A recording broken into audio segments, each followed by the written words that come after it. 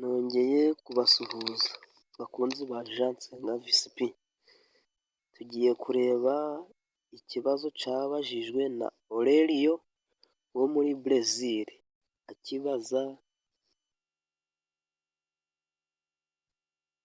Elder Pastor Teddy Wilson, umuyobozi w'Abadivantisiti ku isi.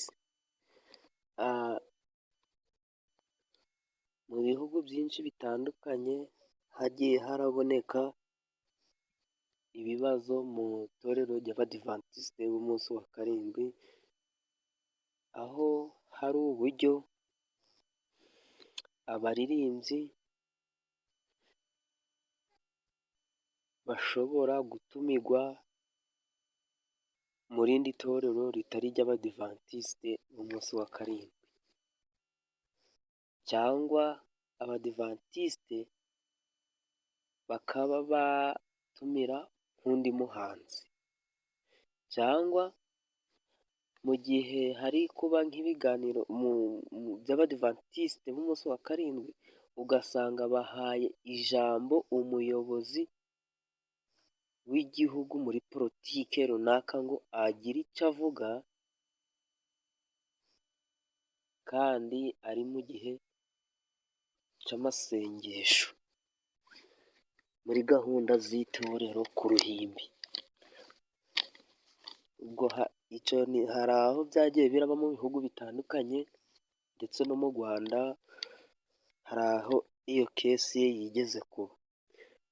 Rero ugasanga nk'ubu abantu bari mu materaniro, ugasanga bahaye umwanya nk'umuyobozi runaka, wenda uw'akarere, n'uw'umurenge, umudugudu, n'akagari, muri gahunda kuri mimbara bakaza bakamuha umwanya ngo agire icyo avuga, wenda ku bijyanye na politike, wenda hari ubutumwa ashaka gutanga. Rero n'amakorali, wenda nk'ubu hakaba hari korali yatumiwe mu birori bindi,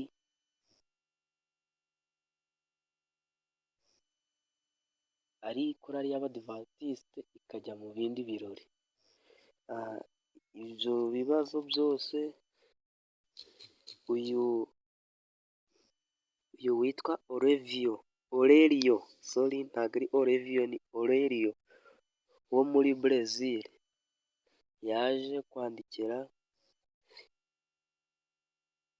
Elder Pastor Teddy Wilson, umuyobozi w'Abadivantisite ku isi, amubaza kuri ibi bibazo bimeze nk'ibi tumaze kuvuga haruguru. Pasiteri Teddy Wilson yatangiye amubaza ibihamya by'uko ibyo ari kuvuga bifite ishingiro. Uyu Aurelio yarabitanze kuko yari yarabiteguye ibihamya. Pasita yamusubije akoresheje ibaruwa. Rero tugiye kuganira muri bimwe yagiye aramusubiza ku bijyanye n'iyi ngingo ivuga ku kintu cy'uruhimbi, ndetse n'amakorali cyangwa abahanzi batumirwa mu bindi bitaramo bitari iby'Abadivantisite b'umunsi wa karindwi. Yagize icyo abivugaho. Niba uri mushya kora sabusikarayibu. Channel ni Jean Nsenga VSP.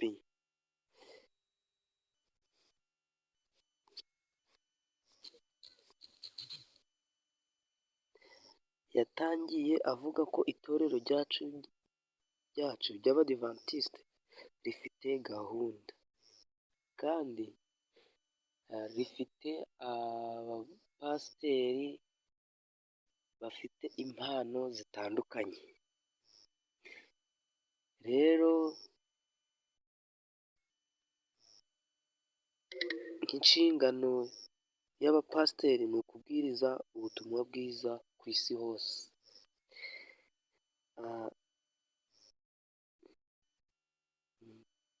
nk'uko dusanga mu byahishuwe igice cya 14 kivuga ku butumwa bw'abamarayika batatu.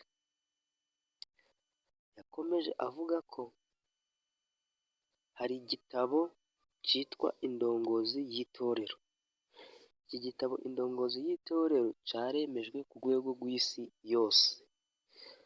Iki gitabo cy'indongozi y'itorero kirimo ibintu byose, amahame, uko gahunda zigomba kuyoborwa mu itorero ndetse no ku ruhimbi. Rero muri iki gitabo dusanga harimo uko amateraniro agomba kuyoborwa,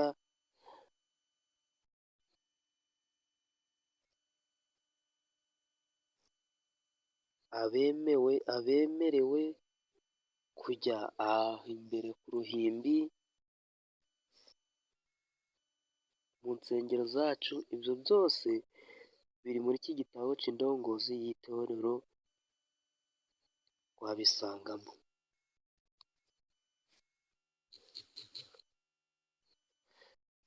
Yakomeje avuga ko uruhimbi ntirugomba gutangirwamo inama ya politiki.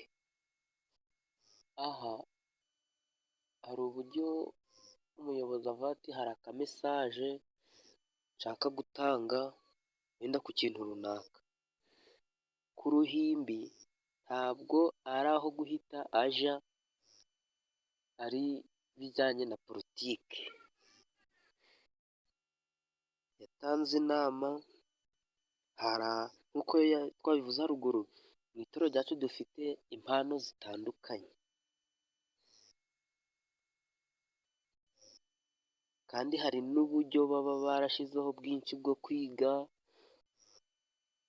mu byiciro byose byinshi bitandukanye. Rero ku ruhimbi ntabwo ari ahantu ho kuvugirwa ibyo ari byo byose.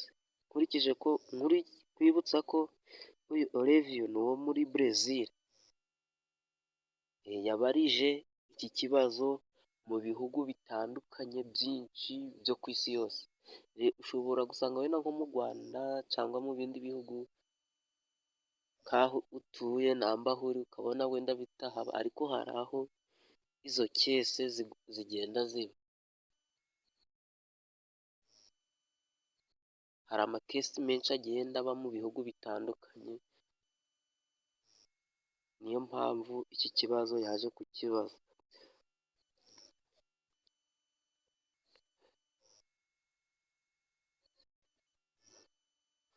Nanone ku kibazo cyo gutumira abo hanze,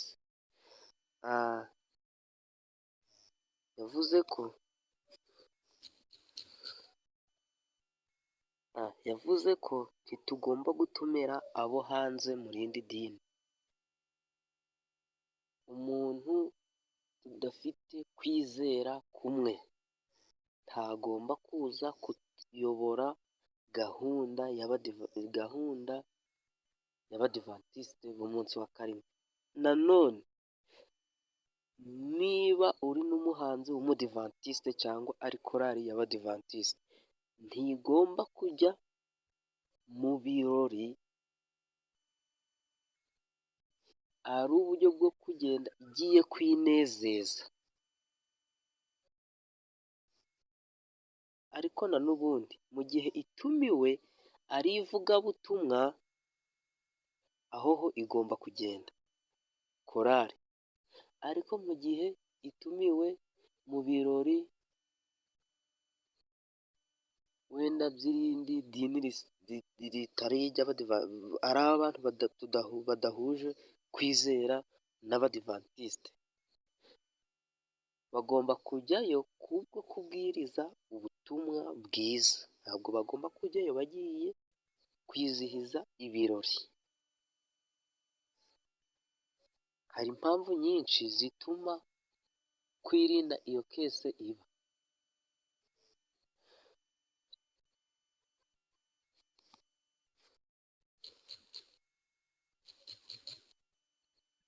Itorero ry'abadivantisite rifite gahunda. Hari igihe ushobora kugerayo mugiye mu kwinezeza, ugasanga hari ibindi bintu bije kubonekamo bitari byiza ugasanga bibangamiye abantu runaka. Rero niba korali itumiwe ahantu, bakagombye kumenya ngo mbese igiyeyo kubwo kuvuga ubutumwa bwiza. Ibyo biri mu nshingano z'abayobozi b'itorero batandukanye, guhera ku nzego zo hasi kuzamura kugeza ku nzego zo hejuru.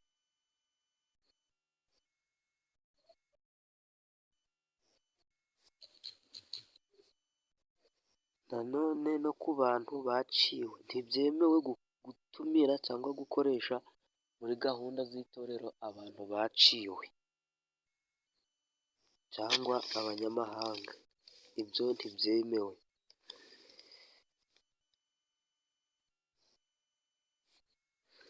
Nanone niba hari umuyobozi wifuje kugira icyo atangariza ku ruhimbi, ari umuyobozi mu bijyanye na politiki, firidi niyo itanga uburenganzira bwo kuvugira ku ruhimbi.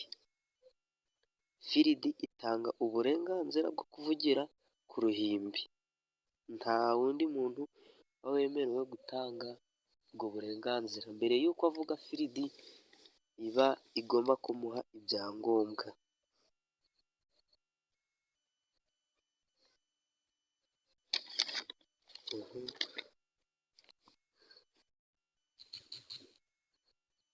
Yasoje agira ati tugomba kubwiriza ubutumwa bwiza kandi tukabana n'ingeri z'abantu bose mu bintu bitandukanye, mu bintu byose bibaho, tukabana nabo neza. Ariko twagera mu bintu by'itorero, cyane cyane aho yari ari kwibanda ni ku ruhimbi, bikayoborwa n'abayobozi b'itorero. Aho niho Elder Pastor Teddy Wilson yasoreje. Nanjye reka abe ariho ngarukira. Niba uri mushya, kora subscribe. Ni Jean Nsenga.